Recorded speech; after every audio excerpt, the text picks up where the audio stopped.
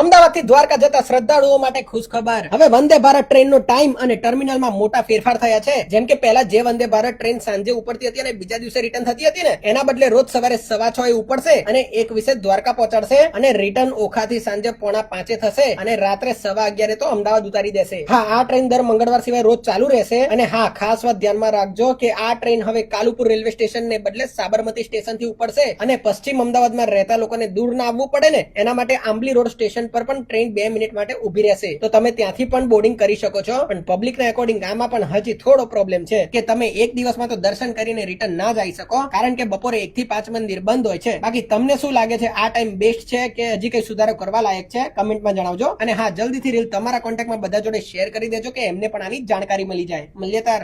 Radhe Radhe.